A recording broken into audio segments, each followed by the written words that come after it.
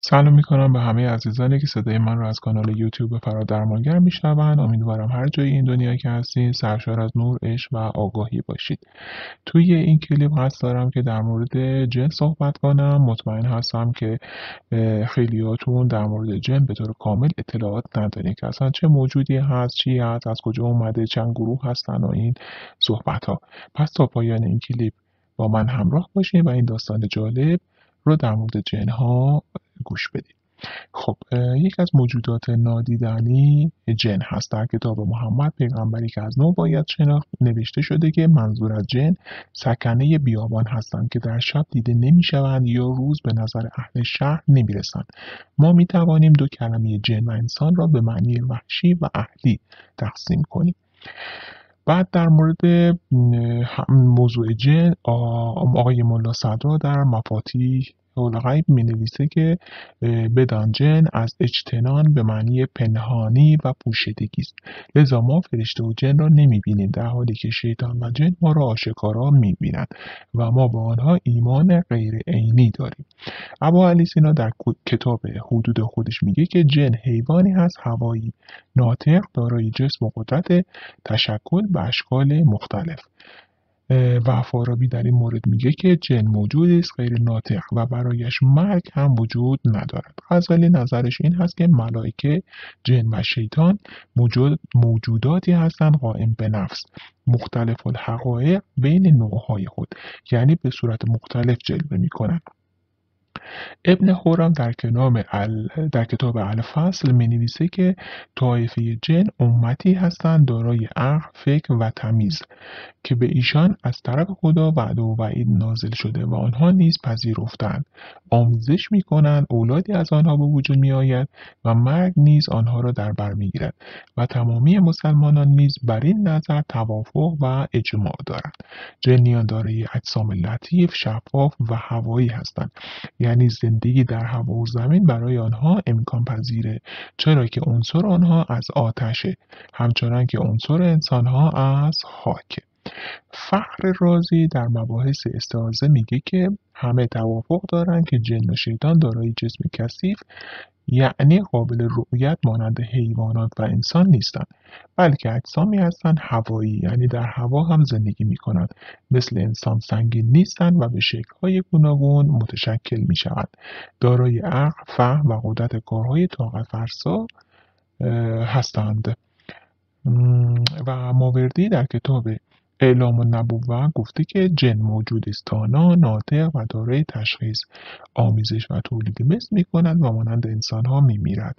اجسامشان از چشم پنهان است، لیکن وجود آنها از آثارشان فهمیده میشه، مگر خداوند توانایی دیدن آنها را به کسی عنایت کند. انسان‌ها به وسیله کتب الهی و از قوه مخیله که آثارش روشن است آنها را می‌شناسند. اصل کلمه جن چنانچه از مفهوم لغوی اون کلمه پیدا هست، موجودی از پنهان و ناپیدا و تحقیقا این کلمه از دیدگاه ما به گروه جن اطلاق میشه، وگرنه جهان جن برای خودشون پوشیده و مستور نیست، بلکه در مورد خلقت جن در قرآن کریم هم فرازهایی وجود داره که تا حدودی پرده از اسرار جهان جن برمیداره. مثلا در قرآن مجید 23 بار کلمه الجن، 5 بار کلمه جان، 5 بار کلمه الجنه، 6 بار کلمه جنه، 9 بار مجنون، 2 بار الجان ذکر شده و مشخصات زیادی هم برای موضوع گفته شده. انواع جن که پیامبر اسلام فرمودن 3 نوع هستند. یکی نوع دارای پر و بال هستند که همواره مانند ابر و باد در هوا پرواز میکنند و انقباض و انبساط دارند. دوم به صورت حیوانات در میان، نوع دومشون مثل مار، عقرب، سگ، گربه و غیره. و نوع سوم هست که یا رستگار هستند یا گنهکار هستند. برای اینها از طرف خداوند وعده و وعید اومده. مثل انسان ها این نوع جن ها بیشتر در مکان های خلوت زندگی میکنند و از محلی به محل دیگر میرن و در مجالس شرکت میکنن. تقریبا منظورش این هست که زندگی شبیه گونه به انسان ها دارن، از بابت اینکه اجتماعی زندگی میکنن و اینکه مثلا عزاداری و جشن و اینها دارن. خداوند متعال فرموده که جن از آتش آفریده شده، لیکن حقیقت این آتش را نمیدانیم، زیرا این آتش هم چیزی جز انرژی نیست و معلوم شد که اتم نیز انرژی متراکم است که به اشکال مختلف در اومده و این اختلاف در نتیجه اختلاف تعداد پروتون ها و الکترون هاست. بنابراین سراسر عالم نیروی الکتریسته و مغناطیسی و جاذبه و انرژی های دیگر فرا گرفته که ما بهش علمی نداریم. جن هم از آتش خالص آفریده شده که هم انرژی هست ولی ما حقیقت اون رو هنوز درک نکردیم و علم بشر نتونست اون رو کشف کنه، فقط به خواص اون، منظورش خواص آتش رو فهمیده ولی علمش رو هنوز کشف نکرده. بنابراین جهان خاک برای جهان جن قابل رؤیت و لمسه ولی جهان جن برای ما قابل رؤیت و لمس نیست. انواع و اشکال و حالات جنیان چگونه هست؟ پری، جن و دیو از نسل بنی جن باقی ماندند. به 3 جنس تقسیم میشن که در عرض همند و از مخلوقات کره زمین محسوب میشن. خلقت جن از 3 عنصر آب، باد و آتش بیشتر نیست، لیکن خلقت انسان و حیوانات دیگر از 4 عنصر هست، یعنی که جن از 3 تا عنصر تشکیل شده ولی انسان از 4 تا عنصر تشکیل شده، چون جنیان خاک ندارند و به این جهت قوه سنگی و جاذبه زمین بر روی اونها اثری نداره. دیو پست‌ترین نژاد و جن نژاد متوسط است و پری نسبت به آنها از نظر خلقت برتری دارد. آل، مردآزما و بختک هم یک نوع جن هستند. هیکل و شباهت آنها تقریبا به اندازه انسان است، منتها غول‌ها کمی درشت‌تر و جن‌ها کمی ریزتر از انسان‌ها هستند. شکل کلیشان مثل انسان است، 2 تا چشم، 2 تا گوش، بینی، دهان و غیره دارند. جن‌ها مثل آتش سرخ رنگ هستند، چشمانشان عمودی مثل چش گربه و پاهایشان کوتاه و گرد از چیزی شبیه سم می باشد، نه اینکه سم واقعی باشد. دیوها خاکستری رنگ و خشنند و چشمانی حد وسط افقی عمودی دارند. پریها سفید و بسیار زیبا هستند و مثل انسان ها سفید پوستند، چشمانشون هم افقی هست. همه اینها مو دارند و مثل بشر رنگ های مختلفی دارند، سیاه، سفید، سرخ و غیره. هیچ کدام دارای دوم و شاخ نیستند، صدا دارند، بیشتر از 5 حس ما را دارا هستند. دستگاه گوارش مثل انسان ندارند چون خاک نیستند و نمیتونن قوه جذب غذا رو داشته باشند. غذایشان مایعات نیست، از هوا تغذیه میکنن. از بوی غذای انسان هم میتونن استفاده کنن. به خاطر همین ما در استخدامات میگیم که بخور مدام روشن باشه، چون از اون تغذیه میکنن و در واقع از اون طریق هست که به ما اگر در آینده که استخدام شدن کمک کنن، باز هم از همون بخورات باید استفاده بشه. پس براشون نوع غذا محسوب میشه. شما اینجوری بهشون انرژی و غذا میدید. همه محققین معتقدند که فرشتگان غذا نمیخورند و ازدواج هم نمیکنند، ولی جنیان هم غذا میکنند و هم ازدواج میکنند، زیرا آنها هم مثل انسان احتیاج به رشد و زندگی دارند و تولید مثل هم میکنند، ولی نوع غذای آنها متفاوت است. در روایات آمده است که طایفه جن از بازمانده غذای انسان و از مغز و استخوان استفاده میکنند، چنانکه ابن بابویه نقل کرده گروهی از طایفه جن به خدمت پیامبر اکرم صلی الله شرف یاب شدند و عرض کردند یا رسول الله، چیزی برای خوردن به ما عطا کن. حضرت استخوان و بازمانده غذا به آنها عطا کرد. حضرت صادق هم می‌فرماید استخوان و زایات غذای جنیان است. البته هدف از بیان این روایت این نیست که خوراک جنیان منحصراً اینها هست، بلکه از خوردنی‌ها و آشامدنی‌های دیگر هم استفاده می‌کنند. زندگی کردنشان مثل حیوانات هست، یعنی که احتیاج به لباس و تهیه غذا ندارند. آزاد هستند، در زمین و فضا میتونن زندگی کنند، در همه جای زمین میتونن زندگی کنند و قوه مخصوصی دارند که میتونن از برخورد به اشیا جلوگیری کنند. بعضی از جنیان اجازه دارن که حتی به سیارات دیگه هم برن و اگر نمیرن یا اجازه ندارن یا شرایط جوی اونجا براشون مساعد نیست، به طور خانوادگی زندگی میکنن، جا مکان مشخصی براشون مطرح نیست، تغذیهشون از اتمسفر زمین هست، به خاطر اینه که میتونن به سیارات دیگه هم برن و از اونجا تغذیه کنن. نر و ماده دارن، دستگاه تناسلی دارن، جفتگیری دارن، بچه در شکم مادر پرورش داده میشه، مدت بارداریشون کمتر از انسان هست، از هر شکم هم بیشتر از یه بچه متولد نمیشه، وزن حملشون آسونتره، رشد بچه سریعتره، بلوغ داره، زاد بلدشون مثل انسان نیست، طول عمرشون بیشتر از آدمیه، مرگ هم دارن، جسمشون فنا میشه و احتیاج به قبرستان ندارن، سرما و گرما و درد ندارن، اما خوشی و ناخوشی و لذت و اینها رو دارن. تحت شرایط خاصی تسخیر جن صحیح هست و راههای مخصوص خودش رو داره، اما کار شایسته‌ای نیست، زیرا انسان رو از راه حقیقت دور میکنه. آدمیان به اراده خودشون میتونن اونها رو ببینن و لمس کنن، حتی از اونها عکس بگیرن اگر که اونها اجازه بدن. تسخیر جن اگر به امر خدا باشه میتونه جن رو به هر کاری وادارید، ولی تسخیر جادوگران و جنگیران محدود است و فقط اندازه توانشون برایشون کار میکنن. اگر اجازه داشته باشن میتونن اشیاء رو جابجا کنن و حمل کنن، حتی حمل کنن. آنها دارای روح و نفس هستن، سیر کمال دارن، دامنه سیر کمالشون از انسان کمتره، قواعدی برای تکمیل روح و اتمام حجت دارن. پیامبری ندارند، باید از دستورات پیامبر آدمیان پیروی کنند، چنانچه عده‌ای از آنها به حضرت مسیح گرویدند و عده‌ای دیگر به حضرت محمد سلام الله صلی الله. ادیان حقیقی را میپذیرند، البته برخی از آنها فرامین الهی تمرد کردند. آنها هم میتوانند خوب یا بد، ظالم یا مؤمن باشند. وقتی بسم الله گفته می شود، اثر بد جنهای کافر خنثی می شود و خود را به کنار می کشند، اما مؤمنان فرار نمی کنند، زیرا مؤمنان آنها با مؤمنان آنها، یعنی مؤمنایی که جنهای مؤمن با بشر خصومتی ندارند، فقط کافرهاشون هستند که با انسانها خصومت دارند. عبادتشان طبق عقیده دینی است که دارند. مثلا جنهای مسلمان نماز میکنن، روزه میگیرن و وظیفه دارن تمام آداب رو به جا بیارن. جنیان روابط، معاشرت و قضایی و نظمشان مثل بشر است، حتی دادگاه و دادسرا دارند و حکومتشان توسط حاکمی که از بین خودشان انتخاب میکنن اداره میشود.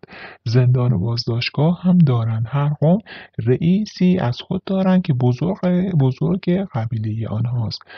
این سه گروه که حالا دیو، جن و پری هم از هم جدا هستند، داخل یکدیگر میشن ولی کاری به کار هم ندارند. تا حالا هم به دعوای بین آنها واقع نشده است که یکدیگر را بکشند. بین آنها جنگ و درگیری رخ نمیدهد. نمیتوان از کلام الهی استفاده کرد که تناسل و تولید مثل جن چگونه است. آیا مثلا مثل انسان با الغای نطفه و منی صورت میگیره؟ معلوم نیست که تولد و یا تناسل جن به چه صورتی هست، تا حالا کلام الهی آورده نشده. ابن عربی در فتوحیات مکه آورده که تناسل انسان به الغای آب نطفه در رحم است و تناسل جن به الغای هوا در رحم ماده می باشد. در بخشی از وصیت‌های حضرت رسول به امیرالمؤمنین آمده است که یا علی، در شب اول، وسط و آخر ماه قمری آمیزش مکن و همانا جنیان در این سه شب به نزد زنان خود برای مقاربت می روند. آیا نمی بینی که مبتلایان به مرض صرع و جنون در این سه شب به این امراض گرفتار شده اند؟ ابی طفیل میگوید در زمان جاهلیت زنی از گروه جنیان فرزندی داشت که در میان قوم خود بسیار شریف بود و او نیز علاقه شدیدی به فرزندش داشت. فرزند این زن ازدواج میکند و همسر خود را به خانه میآورد. بعد از گذشت 7 روز فرزند به مادرش میگوید که میخواهد 7 مرتبه کعبه را طواف کند. فرزند بعد از کسب اجازه از مادرش در قیافه جن به طرف مکه به راه میافتد تا اینکه به کعبه میرسد و 7 بار طواف خود را انجام میدهد و 2 رکعت نماز میخواند و برمیگردد. در راه بازگشت به خانه از صورت جن خارج شده و به قیافه یک مرد ظاهر می شود. در این هنگام جوانی از قبیله بنی با او درگیر شده و او را می‌کشد. بعد از کشته شدن جن، غبار غلیظی مکه را فرا می‌گیرد، به گونه‌ای که کوههای مکه نیز در این غبار ناپدید می‌شوند. بعد از کشته شدن آن جن، 70 نفر از بزرگان قبیله بنی سهم توسط جنها در رخت خواب خود کشته می‌شوند. در باور برخی از افراد، جنها تنها در شب، تاریکی، تنهایی و در محله‌هایی مانند گرمابه، آب‌انبار، پستو و ویرانه و بیابان وجود دارند. در باور عامه، جن به شکل انسان است، با این تفاوت که پاهایش مانند بز سم دارد. مژه‌های دراز او نیز با مژه انسان متفاوت است و رنگ موی او بور است. همزمان با زاده شدن هر نوزاد انسان، بین اجنه نیز نوزادی به دنیا می‌آید که شبیه نوزاد انسان است، اما سیاه و لاغر و زشت. این موجود را همزاد آن طفل می‌خوانند. اگر کسی شب هنگام آب جوش روی زمین ریخته و بسم الله نگفته باشد، ممکن است یکی از فرزندان اجنه را اذیت کرده باشد. مادر و پدر آن جن برای انتقام، نوزاد آن شخص را می‌ربایند و همزاد او را به جایش می‌گذارند. به باور برخی، به زبان آوردن نام جن شگون ندارد و ممکن است آنها را حاضر کند. بنابراین برای دلخوشی جنها هم شده به آنها از ما بهتران گفته می شود. روزهای یکشنبه، سه‌شنبه و چهارشنبه از ما بهتران به لباس و صورت آدمیزاد در می آیند. در این روزها نباید به دیدن مریض رفت، چرا که ممکن است از ما بهتران به شکل یکی از دوستان یا بستگان به دیدن مریض برود و به او صدمه برساند. از ما بهتران مانند آدمیان جشن و سرور و شادمانی و گاهی هم عزاداری به راه می‌اندازند. این مراسم بیشتر در گرمابه‌های عمومی و شب هنگام برگزار می‌شود.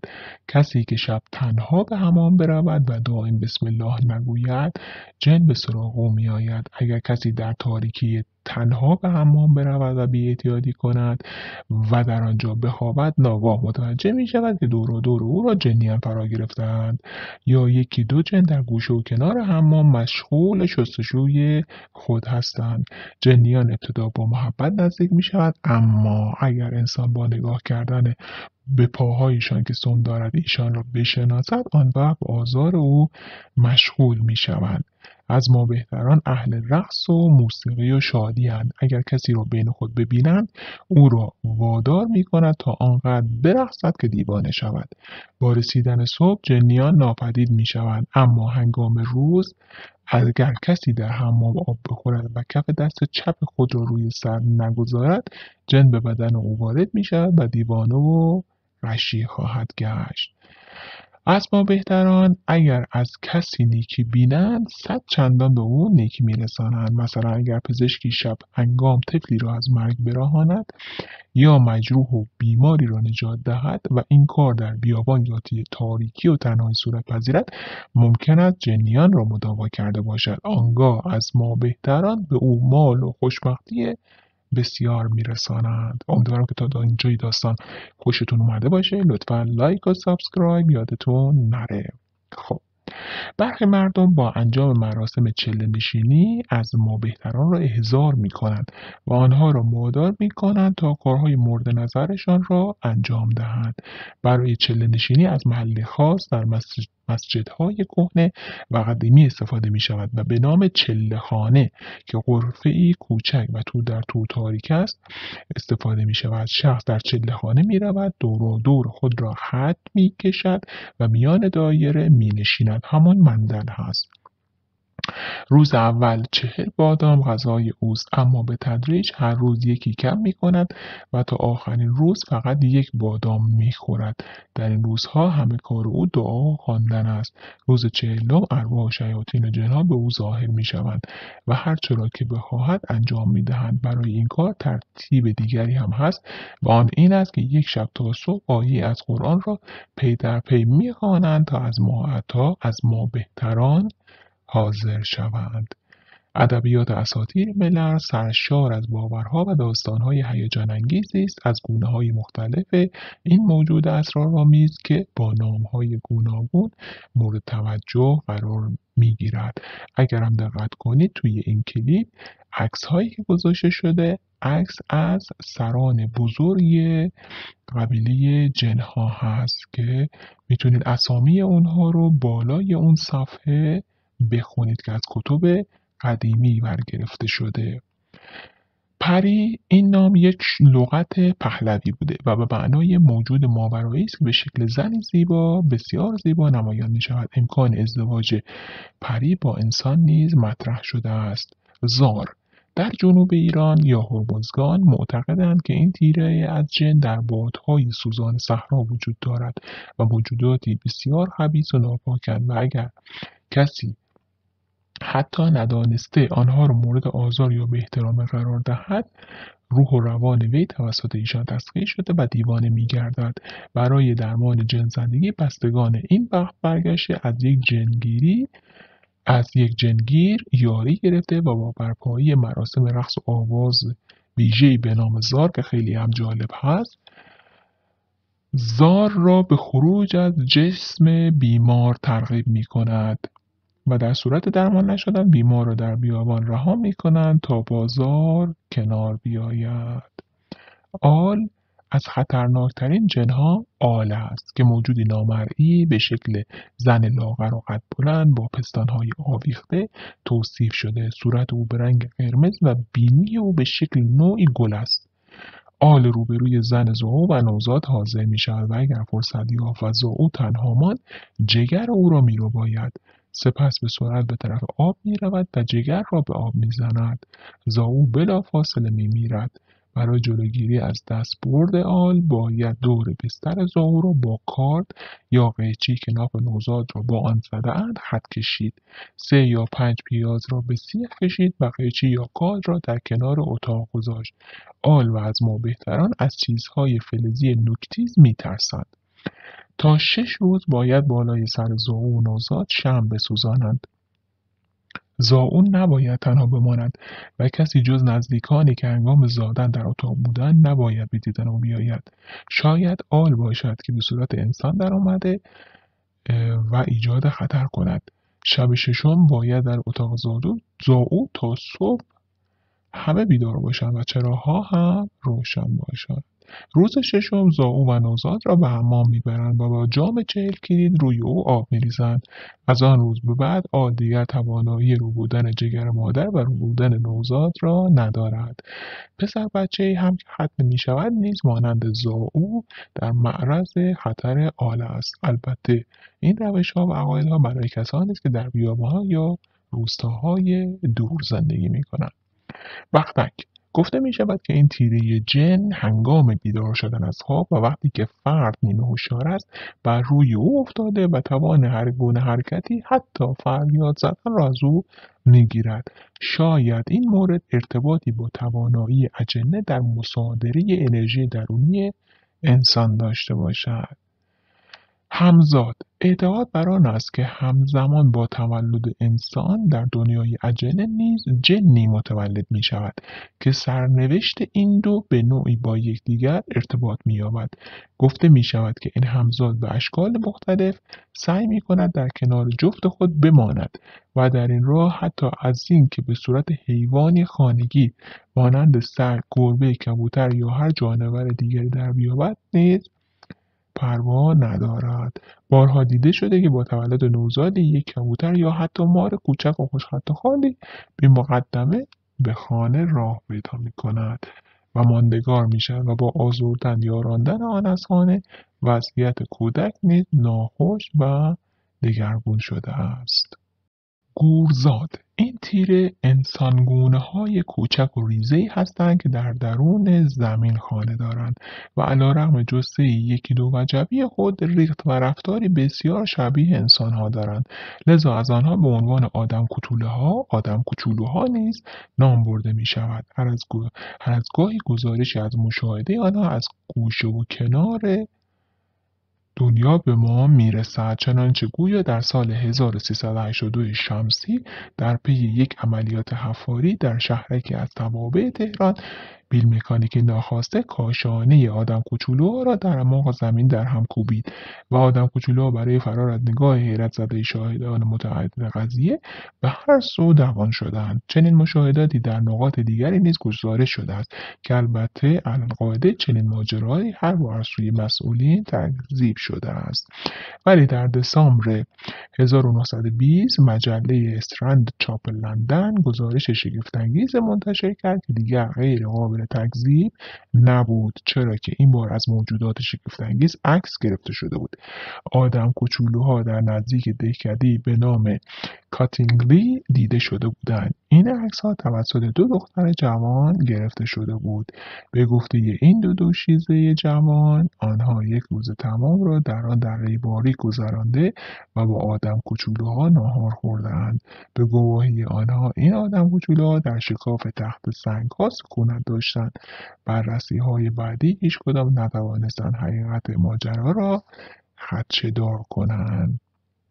اگر یادتون باشه و اگر دهه 60 اینا باشین، مطمئنا کارتون بلفی لیلیبیت و اینها خودش نشانگری از وجود این موجودات کوچولو یا به قول آدم کوچولوها هست. خب دوستان، به پایان داستان در مورد جن رسیدیم. امیدوارم که تونسته باشم توی این کلیپ به طور کامل و جامع در مورد جن، زندگیشون، عنصر وجودیشون اطلاعات خوبی رو به شما داده باشم و ازش لذت برده باشید. ممنون میشم که اگر دوست داشتین این کلیپ رو حمایت کنید از من و لایک کنید، سابسکرایب کنید، معرفی کنید به دوستاتون که داستان جن رو گوش بدن و بدونن که واقعیت جن چی هست. خوشحالم که با من همراه بودین. براتون آرزوی سلامتی، سربلندی و عشق و نور و آگاهی طبق معمول میکنم. خدا نگهدار تا کلیپ بعدی.